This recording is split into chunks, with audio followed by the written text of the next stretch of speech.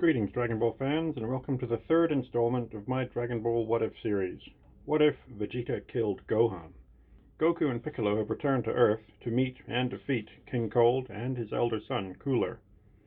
Piccolo and Gohan have taken their Kaioken down new paths with some tips from the Yardratians, and Gohan and Tien are both on track to learn instant transmission, though Gohan struggles with it quite a bit. We also have to deal with the absence of future Trunks, because this What If occurs within that alternate, or is it actually the original? The Prime timeline, if you will? Either way, with Goku's impending heart virus, will these slightly scaled up Z fighters be able to handle the androids, or will things not play out quite how one would expect? We rejoin our heroes as they hear news that Amenbo Island is under attack. Piccolo, Gohan, and Goku head south to the island, despite Chi-Chi's protests. Once the rest of the Z-Fighters trickle in from their various corners of the world, an explosion gives them all a handy waypoint. The Z-Fighters converge on the pair of androids, but as they can't sense anything, they are a bit cautious. The androids, however, are not. When they recognize Son Goku, they dive in, attacking the group. Things progress fairly quickly, with Tien, Krillin, and Chaozu resorting to Kaioken. When the androids turn things up further, it's Piccolo and Gohan's turn to reveal their version, smoothly sliding up through times 2 to 4 to 8, and even higher as they try to match these strange, keyless teenagers. With things continuing to deteriorate, though, Goku goes Super Saiyan, and it is rather effective. He's not grade 3 or 4 yet, but he's been training with both Piccolo and Gohan. The fused Piccolo's base is already pretty ridiculous, so between that and their version of Kaioken, Goku's had a pretty nice workout. 17 and 18 find themselves firmly on the back foot as Goku and Gohan charge up a combined Kamehameha, and Piccolo throws in a Masenko for good measure. As the dust clears, there is nothing to be seen but a scrap of clothing. Well, that was anticlimactic. Returning home, an exhausted Goku collapses into bed without even asking about dinner. Chi-Chi is concerned about this, but happy that Gohan came back, no worse for wear. A few days later, Goku is training with Chi-Chi, and she is mopping the floor with him. As they leave the relatively low-G training room, he collapses, clutching at his chest. Goku is bedridden and continues to weaken rapidly. Local doctors are of course clueless, sane biology being, alien. Surrounded by his family, Goku looks up at Gohan and Chi-Chi, and with a smile on his face, naively believing that Earth should be safe now, he dies. No Dragon Balls from Earth or Namek can revive him from this natural death, so his body does not fade out to the next dimension. As the Z-Fighters gather at the Son home for the funeral, they are interrupted by a trio of sonic booms. Looking up, they see 3 figures staring down at him. Those 2 kids are back. But they were destroyed. Having been soundly beaten back by the Z-Fighters, 17 and 18 took the opportunity to abuse that all-too-common trope and vanished into the dust cloud. They'd hidden in the ruined city to wait out the Z-Fighters. Then they quickly made their way back to Jiro's lab. Stepping over the remain of Dr. Jiro's replacement body, Android 20, they walk up to his most recent pet project. Exiting from the liquid-filled chamber, 21 just stands there, dripping. When 17 mentions Son Goku, 21 jerks awake. "Where is Son Goku?" it says in a raspy, mechanical voice. 17 and 18 lead the way out of the lab and into the mountains. Instead of stealing another car, they make their way south by air this time. Once they reach Orange City, however, the teenagers decide to go shopping. They need new clothes after all. They steal what they want and kill anyone who objects. Uninterested in this, 21 remains passive. Only when someone shoots at them does he react, by, blowing up a city block or 2. The 3 cyborgs then fly off, around Mount Paozu, where they arrive above Son Goku's house to see a funeral in progress. "Son Goku," a familiar but raspy voice says from behind the teens. The Z-Fighters look up in shock as the figure moves forward into view. A cybernetically augmented Vegeta looks down at the casket, seeing Son Goku's soon-to-be cremated body. "Vegeta, huh? Well, Dr. Jiro's collection bots love collecting DNA samples. They surely visited the site of the Saiyan fight, and they would have found some pretty nice samples. including one, a massive, still-warm corpse of a sample. Good thing Jeet's vaporized Nappa, huh? Son Vegeta says, with a snarl, and slams into the ground, knocking the casket over. He stares down at Goku's serene corpse, ignoring the others. 17 and 18 land next to him and look into the upturned coffin with amusement. Well, that was easier than they thought. Should we clean things up a bit? They turn to face the assembled Z-fighters and smile nonchalantly. That same thing he did last time. Pink, is it? Well, pale red at least. He and Piccolo then rush in, hitting 17 and 18 squarely. This sends them flying into the disinterested Vegeta. All three go crashing off into the forest. Gohan turns to Bulma and tells her to leave now, but before they get very far, the three cyborgs come flying back. 17 faces off against Roshi, Tien, and Chaozu, while Krillin, Yamcha, and Chi-Chi face 18. Vegeta stares at Piccolo for a moment before locking on to Gohan's clearly visible tail. Kakarot? He asks, confused. Then a smile spreads across his lips, recognition dawning. Son Gohan. The three groups get into it, and are doing okay-ish. Gohan and Piccolo are holding off Vegeta, while Tien and the other humans are pushing their Kaioken to new and probably dangerous heights. As their pale red Kaioken smoothly grows in intensity, the air around Gohan and Piccolo starts to crackle.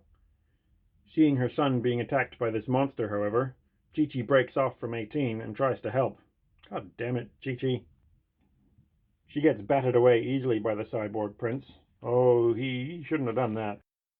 Gohan rage boosts, unconsciously pushing higher than he ever has before. As a ripple of deep red flickers through his aura, he plows through Vegeta.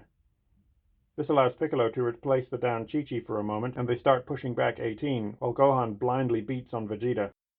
All seems fine, until suddenly, Gohan's fist is caught. The infinite energy core has finally saturated Vegeta's Saiyan body with its power. With a massive burst of energy that everyone can feel, the Z-Fighters turn in horror to see an inexplicably Super Saiyan cyborg Vegeta. He hits Gohan full force, ragdolling the boy off the ground. The androids decide to use this momentary distraction to even the playing field a bit. They quickly blast Roshi and Yamcha, then Krillin and, where'd that Yajirobe guy go? They both turn to face a stricken Tien. Seeing her son overwhelmed and bleeding, Chi-Chi again launches at Vegeta as Piccolo ducks in to grab the wounded boy. She yells at him to get her son out of there. The last thing the broken young man sees is the golden-haired Vegeta slamming Chi-Chi's head into the ground. At the lookout, Kami tells Piccolo that Korin doesn't have any senzu at the moment, as he used them all to try and fix Goku, so he'll take the unconscious Gohan into the Time Chamber's foyer so he can recover as quickly as possible. Seeing the battle is lost, Tien flies away from the now ruined home with Chaozu. The three cyborgs chase after them until they are well out over the ocean. Tien then touches his forehead and vanishes. Arriving back at the house, the androids look for survivors. No trace of the boy or the Namekian. In anger, Vegeta fires through what remains of the house. The beam carries on, eagerly plowing through the forest and into Mount Paozu. As the ground rumbles, Vegeta's hair drops back to black. After looking around for a moment, 17 and 18 take off into the air, heading west. Tien and Chaozu join Piccolo at the lookout, and they try to prepare their next move. Mr. Popo is dispatched to collect the Dragon Balls, just in case. An hour passes as they wait for Kami and Gohan to come out, while trying to come up with some sort of plan. They are interrupted, however, by that horrible power flaring up behind them. They turn to see the three cyborgs floating above the lookout. The once again golden-haired cyborg Vegeta fires a massive beam down at them. They all dodge, but the beam carries on, again happily plowing through the core of the tower. They watch in horror as the lookout starts to break apart. A few chunks fall down, crashing through Korin's tower and shattering on the ground. A Kaioken Chaozu manages to trap Vegeta as Tien tells Piccolo to get out of there. He takes aim at Vegeta with a Kikoho. Piccolo says they can use the Namekian balls if it comes to that. 17 launches to attack Tien, but is met with the Kaioken-infused Kikoho, sending him careening into the Mecha Prince, and they both go tumbling away. A worn-out Tien looks down at his suddenly tight chest, to find a blood-soaked hand poking through. As he falls, Tien glimpses the equally bloody remains of his friend falling to the ground. I'll be with you soon, he thinks. Mr. Popo can feel something bad happening at the lookout. He arrives back to see the remains scattered across the sky and the ground below. He finds a battered but alive Korin in what remains of his home, and climbing back onto the carpet, they vanish. Arriving at Capsule Corp, Mr. Popo tells Bulma that Gohan and Kami were in the time chamber when the tower was destroyed. A red-eyed, still bloody-clothed Bulma asks him to take her to the tower. Yajirobe, who had escaped into the forest with Bulma, refuses to accompany them. No shock there. When they arrive, they find the battle has moved away. They can hear the occasional boom as the eastern horizon flashes with energy. There is nothing to be salvaged of the Senzu plants, unfortunately, except pot shards and dirt. Bulma and Mr. Popo investigate the larger section of the tower rubble, and searching both the ground and what remains floating, they collect the shattered remains of the time chamber doors. Mr. Popo suddenly stops as a massive flash brightens the horizon. He pulls out a small stone ball and stares at it, crying softly. They load the door and frame fragments into a capsule ship and slowly fly away. When they arrive at Capsule Corp several hours later, they are met by absolute devastation. Capsule Corp and most of West City are a smoking ruin. After circling for a moment, Bulma heads off to another facility. There, Bulma and Mr. Popo set to work, and a day later the doors are reconstructed. But they won't open. What few instruments she has with her can detect strange energies coming from within the doors themselves, but Bulma doesn't understand what she's looking at. While guiding the fully recovered Gohan through some meditation, a thoroughly depressed Kami suddenly feels something inside him break. He collapses and after a moment starts to fade out and back in again, slowly. Summoning what rapidly evaporating power he can, Kami convulses and spits something out onto the ground as he finally fades out of existence. After recovering from that shock, Gohan goes to see what Kami spat out to find a small egg. The 11-year-old boy tucks the egg in some bedding and slumps down on the floor to cry. Oh no. Oh, Piccolo. As the weeks tick by, Gohan talks to the egg. His worries, regrets, theories about Kaioken, ki control, anything to stay sane. As the egg hardens and grows cold, it dawns on him that not only is he trapped, but he is also utterly alone. As the weeks turn into months, he talks to the imperceptibly larger egg, only occasionally. He goes on ever longer treks through the void, desperate for another way out, but there's nothing out there in that hellish void. On his way back one day, the hallucinations kick in. He loses his bearings so deep within the frozen hellscape, and having no food or water, thirst and starvation eventually kick in too. The hallucinations double down. His dead mother staggering towards him, begging for help. His dad smiling up at him. He's happy about this? A golden-haired cybernetic Ozaru crushes Chi-Chi's head impossibly slowly into his dad's open, welcoming arms. Piccolo and Kami float there, laughing at all this as they fade in and out. Why are they laughing? The Kai, relaxing on his planet, watching disinterested as the world below cracks open, as Gohan stands there, unable to move, left to rot in this endless white nothing. He desperately tries to teleport out, but he can't sense anything beyond this oppressive white void. Something snaps. With a blinding flash and violently overlapping red, gold, and green auras, and an all-consuming, mindless rage, Gohan blasts the visions. He then collapses from thirst, hunger, and now exhaustion. He wakes up, too sick with thirst to be angry. Recognizing the rubble before him, he drags himself to what's left of the foyer. By some miracle, the pantry is still intact. He devours some food before collapsing again. He wakes again later to see the destruction around him. The hourglasses and most of the stone foyer are shattered, like the doors have been for months? Years? How long has it been? How long can he survive? After a moment, he takes stock of his supplies. The meat won't last, but the vegetables? He's got fertilizer, right? Sure, I guess. What's this sand stuff made of? Will it mix well? What about the rubble? Could he grind that up? I guess he could add his hair in too. He could rip it off and add it into the mix.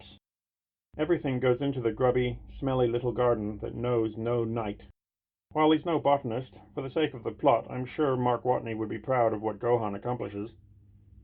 He regains some of his strength. He trains. He tends the budding sprouts. He studies his notebook, every page long since filled. Being alone with his thoughts, he edges back towards madness. Abandoned, useless, he watches as his mother gets crushed. He can only laugh back at the visions. Vegeta taunts him. Piccolo and Kami laughing, fading in and out. King Kai on that perfect little world, ignoring his pleas. His mother again, endlessly staggering towards him. His dad's happy smile turning into a fanged, ape-like sneer, laughing at his pathetic, useless son. Each time he slips down towards madness, the broken Super Saiyan and Kaioken states flare brighter and last longer. Each time it leaves his body aching with exhaustion, but he remains absolutely still, unmoving, focused.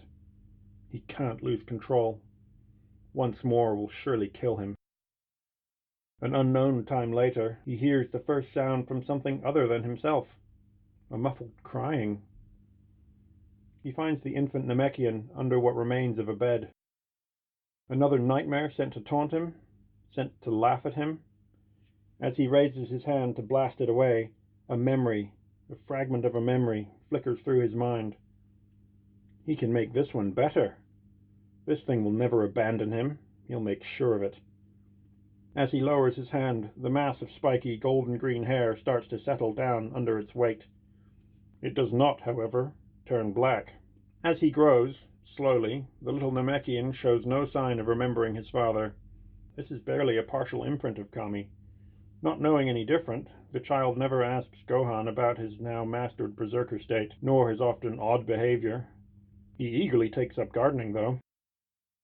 As the years tick by, Gohan's growing head and budding facial hair remain golden green, but relaxed, cooled down by the sheer mass of it. While the little Namekian only drinks, water? Yeah. Well, come on, it's a kid's show. He drinks water, alright? Life is still tough, though, as what supplies there are so limited. Gohan's obliviousness to his Super Saiyan and Kaioken accelerated metabolism certainly doesn't help things. The company does, though, as the hallucinations are kept at bay, mostly. They continue to grow, both slim, wiry, and very controlled. They spar only occasionally, but mostly just sit, image training. As their understanding and control and necessity grows, they leak less and less ki. The memory of those strange teenagers and Vegeta plague Gohan. How had they hidden their power so perfectly? How had they snuck up on them all like that? The answers likely saved him and the Namekian child. Well, the answers Gohan's mastery over his own ki gave him, at least. And with that, we will bring Part 3 to a close. Things do not look too good. Gohan and a nameless Namekian child are trapped in the time chamber. Years tick past with no sign of rescue. Having only scraps of food and their own ki to sustain them, will they ever escape this hellish realm? Find out next time on Dragon Ball What If Vegeta Killed Gohan.